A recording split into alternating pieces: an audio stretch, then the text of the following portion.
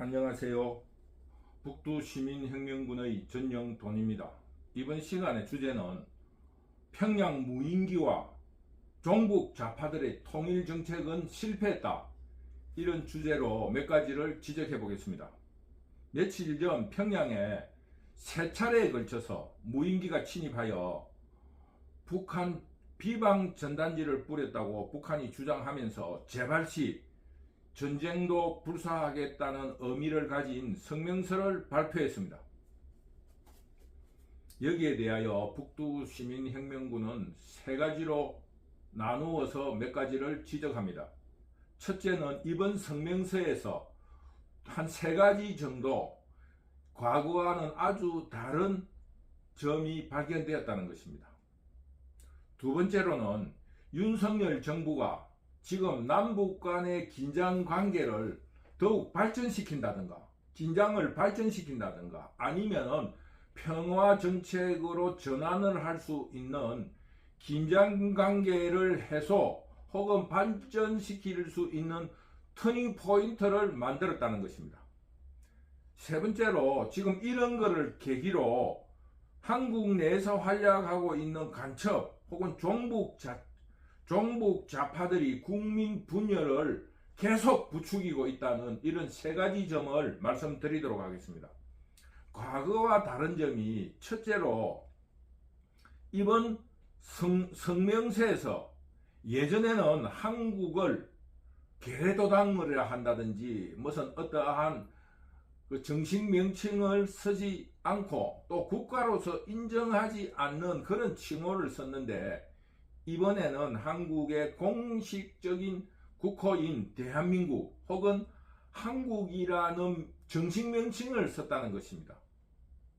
두 번째로는 성명서에 과거에는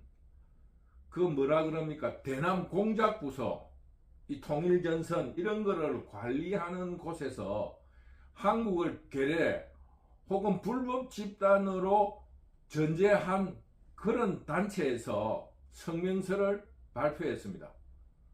그런데 이번에는 북한의 공식적인 기관이 외무부에서, 한국으로 말하면 외무부에서 이런 항의 성명서를 발표했다는 것입니다.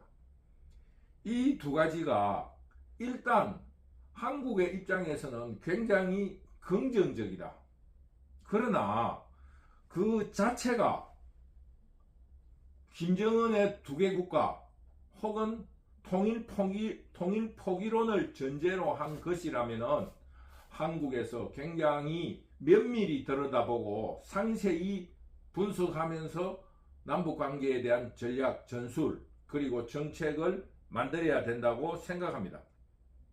그리고 세 번째는 그 무인기에 대한 항의이다 보니까 아주 강경하고 또 남북 관계에 결정적인 파국을 맞을 것처럼 이야기도 하고, 또 윤석열 정부와 전쟁을 불사하겠다고 외쳤지만, 겉으로는 그런 말을 했지만은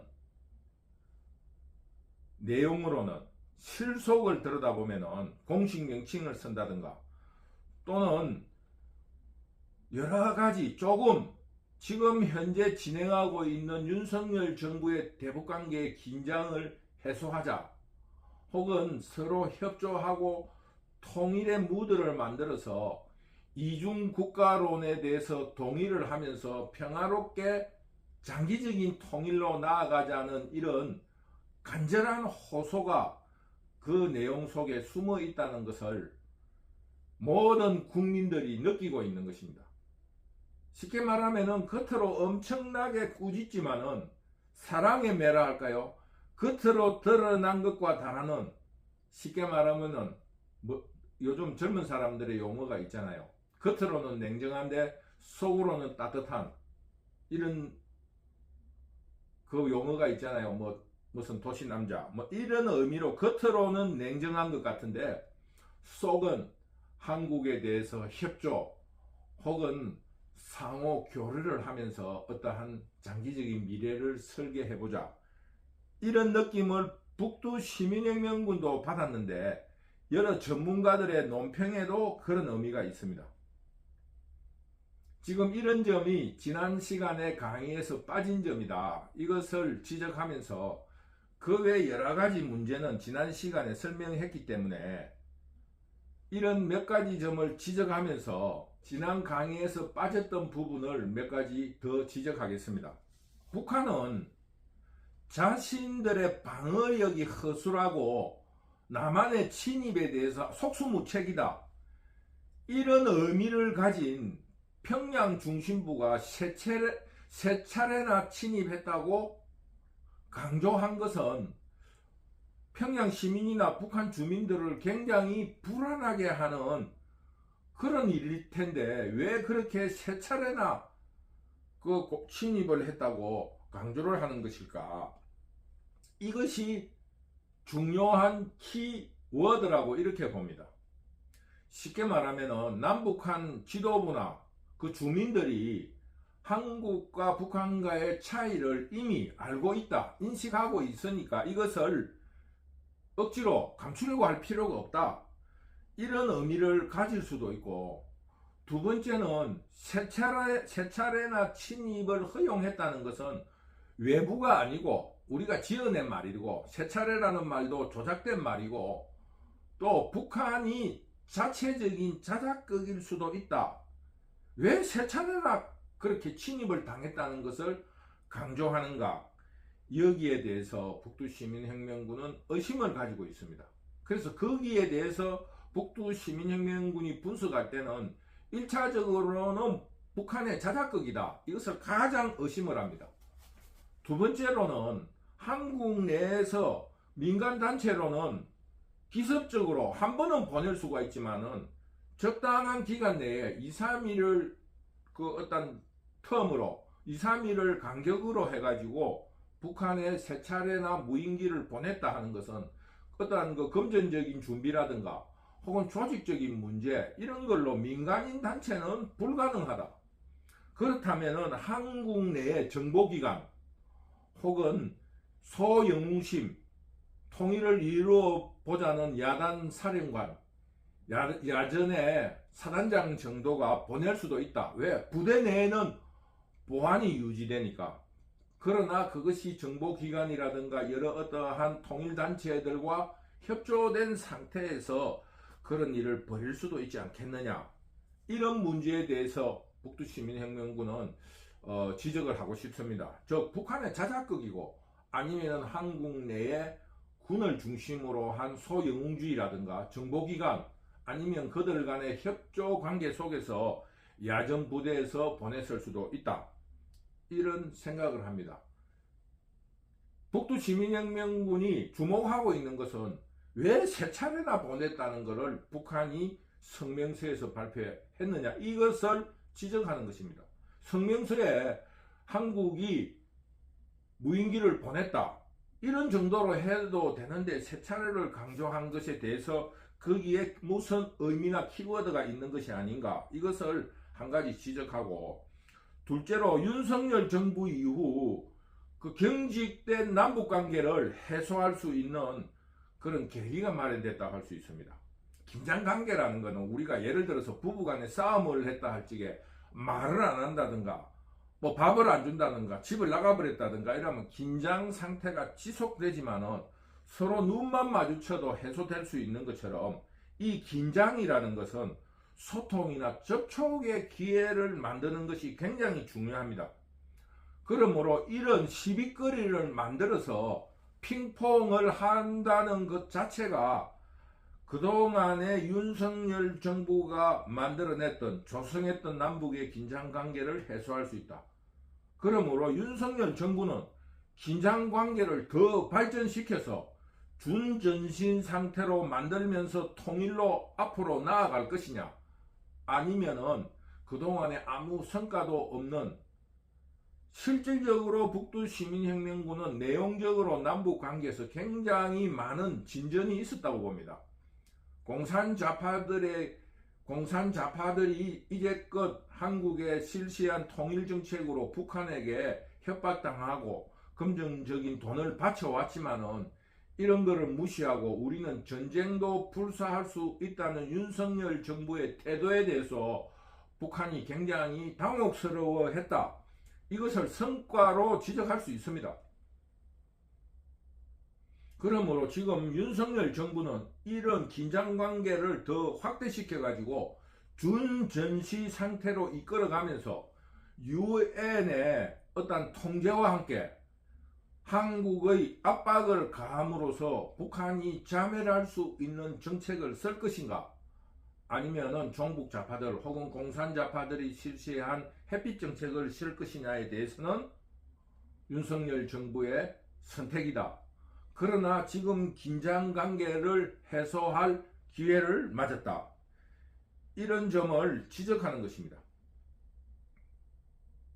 북두 시민혁명군의 바람은 지금 현재 국제관계가 제국주의 이후 평화시대를 이루고 있었는데 지금 여러가지 경제정책에 의해서 긴장관계가 조성되고 있습니다. 쉽게 말하면 중국의 등장으로 미소의 갈등, 미소 갈등에 따른 주변국에 의한 이해관계, 그러면서 종교적인 분쟁, 이런 문제가 산업혁명, 또 다른 IT 시대의 산업혁명을 통하여 시장 개척 혹은 원료 제공, 원료 공급 등의 문제로 또다시 지금 국제 문제가 굉장히 긴장 관계를 유지하고 있다. 이런 시기를 이용해서 한국도 통일 정책으로 압박 정책 혹은 강경론으로 치닫는 것도 좋은 정책일 수 있다. 북두시민혁명군은 이렇게 생각합니다. 그리고 종북 좌파들이 실천한 대북한 지원 통일정책, 대북한 지원 통일정책은 즉 햇빛 정책은 실패했다. 핵무기 개발만 광화하게 경제적 지원이 이루어졌고 시간만 벌어주었다고 생각할 수 있습니다. 김영삼 시절 아버지 부시가 핵무기 공장을 파괴하려는 미국 정책을 김일성과의 정상회담 개최를 빌미로 무산시켰고, 김대중의 햇빛 정책으로 김정일의 고난의 행군 위기를 넘기게 해주었습니다. 김영삼의 그 핵무기 공장 파괴 무산 방해와 함께 김대중의 햇빛 정책은 북한 주민들을 도와준 것이 아니라 세습 정치를 도와준 것이라는 비판을 면할 수가 없습니다. 이제 윤석열 정부는 김씨 3대 세습의 김정은의 내부 동료를 이런 실패를 답습할 것이냐, 북한에 대한 새로운 패러다임을 선보일 것인가, 이런 기로점에 놓여 있는데 북두시민혁명군은 그동안의 대북한 정책에 대하여 창의적이고 순발력 있는 이런 정책을 선보일 것을 강력하게 기대하고 있습니다. 마지막으로 북한 무인기 사태에 대해서 이것을 바라보는 여러가지 시각이 있을 수 있지만은 한국 내에 진지를 완성한 종북 좌파, 그리고 북한을 주체로 한 통일 소영웅주의자들이 국론 분열, 당파적인 국민 분열을 노리는 이런 여러가지의 언론 보도에 대해서 북두시민혁명군은 굉장히 분노합니다. 당연히 종북 좌파들은 평양 무인기 사태에 대해서 한국 강경파들, 한국의 북한에 대한 강경파들의 수작이라고 비판하며, 그러면서 윤석열 정부가 국정안정 혹은 의회 다수를 차지하고 있는 야당을 제압하기 위해서 계엄령을 선포하려고 전쟁 위기론을 만들기 위해서 북한 평양에 무인기를 침입시켰다고 이런 주장을 하며 규탄하고 있는 것입니다. 그런데 이것은 당치도 않는 일인데, 무인기를 보내지 않더라도 북한과 남한의, 북한과 한국 간의 긴장관계의 발전은 휴전선에서 수류탄을 하나 던져도 일어날 수 있는 일입니다. 그것은 국민들을 속이기도 더 쉽습니다. 북한군이 침입했기 때문에 수류탄을 던졌다고 이야기를 하면 그만인데 뭐 어렵고 시끄러운 그런 무인기를 보내겠느냐. 이런 거는 종북 좌파들의 상투적인 수법에 불과합니다. 그러므로 전혀 근거가 없는 이야기다. 그리고 또 지금 이제 북한이 경의선과 동해선의 도로, 경의선은 그 김대중 때 그 북한으로 넘어가기 위한 휴전선 부근에 철로를 연결시켜 놓은 것인데 그것을 북한이 파괴하려고 준비를 하고 있습니다. 이것은 이번 무인기 사태와 전혀 상관관계가 없습니다. 북한이 두 개의 한국 그리고 통일 포기론에 따라서 휴전선을 따라 장벽을 설치하고 지뢰를 새로 심은 것과 같은 국가 간의 왜곡이라는 분명한 경계를 짓기 위한 그들이 준비되고 계획된 하나의 그 작업이었다. 혹은 건설이었다. 이렇게 이야기할 수 있습니다. 그런데 이 종북 좌파를 숨기고 있는 언론사들이 그 무인기 사태로 전쟁 상태로 이끌어가면서 그 휴전선 지대 평화적인 업적까지 파괴하게 만들었다는 이런 이상한 어떠한 이미지로 연결시키려고 하는 것에 대해서 국민들은 정신을 똑바로 차리고 비판하고 살펴보시기를 바란다는 것을 간곡히 부탁드립니다. 이것은 남북 간의 평화에 대해서 한국 국민들을 당파적으로 분열시키는 것.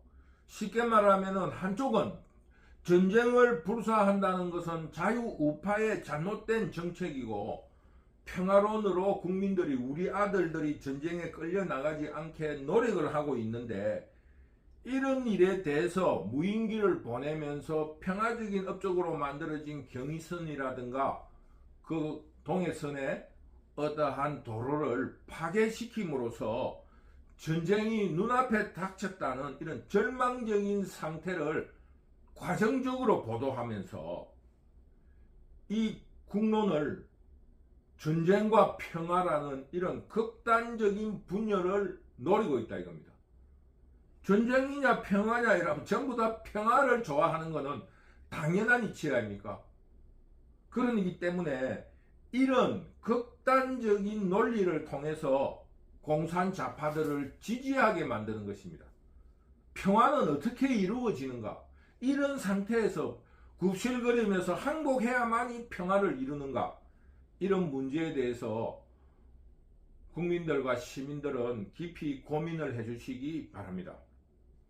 이제 결론을 말하면은 앞에서 말했다시피 북한이 대한민국이라는 명칭을 쓰고 또 외무부라는 공식 부서로 대항했다 하는 것은 김정은의 두개 국가론 그리고 통일 포기라는 그런 선언에 대해서 공식적인 실천을 하는 일이라 할 수 있습니다.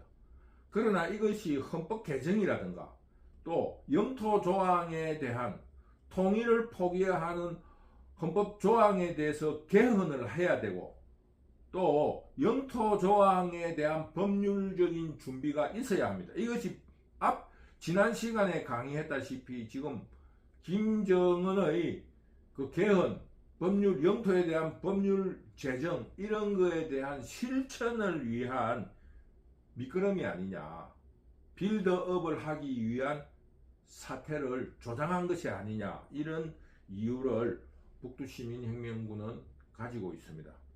왜냐하면 북한이 전쟁을 칠 수 없다는 그런 의사가 그 성명서 속에 깊이 숨어 있고 앞에서 말했다시피 협조하자, 평화를 통해서 장기적인 관계를 우리가 만들어 보자, 이런 내용이, 이런 정서가 성명서 속에 들어가 있고 뭐 앞에서 말했다시피 정식 명칭을 쓰는 거라든가 이런 문제들이 있고, 또 하나는 전쟁이라는 것은 그 분노나 혹은 의지만으로 할 수 없습니다.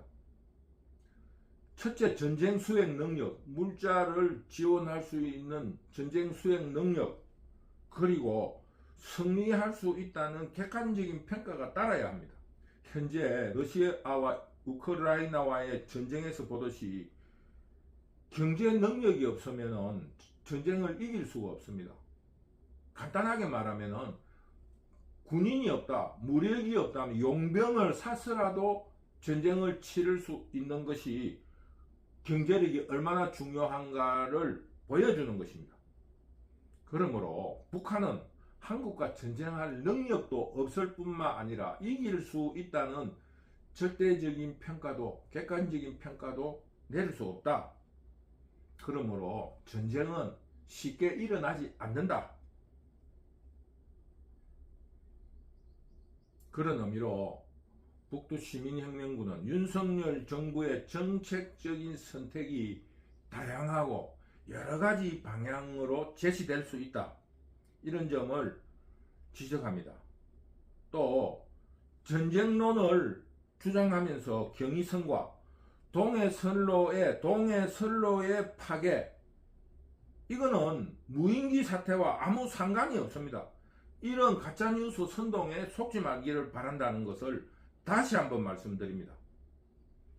이런 점을 여러 가지로 생각해 볼 때 그 평양의 무인기 사태는 북한의 자작극일 수가 많다, 이런 추측을 하면서 한국 내에서 지금 그 준동하고 있는, 동조하고 있는 간첩, 그리고 종북 좌파들의 행태도 이게 뭔가 준비되고 계획된 어떤 서로가 손발을 맞춘 일이 아닌가, 간첩이니까, 이런 의심이 들 정도니까 더욱 북한에서 자작극이다 혹은 조작극이다, 이런 느낌을 강하게 받게 됩니다.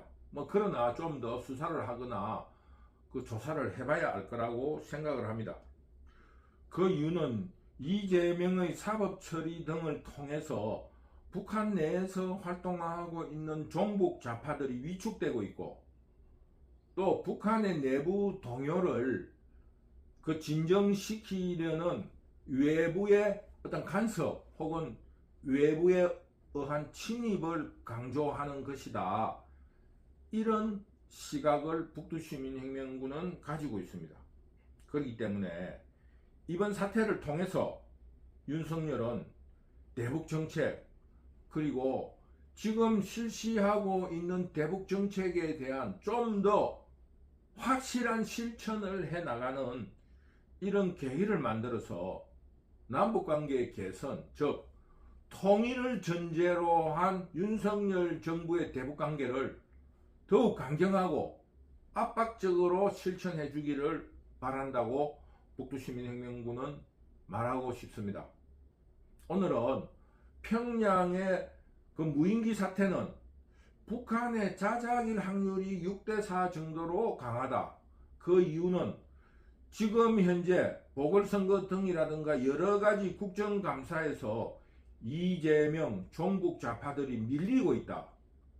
그리고 북한 내부 동료를 진정시켜야 된다.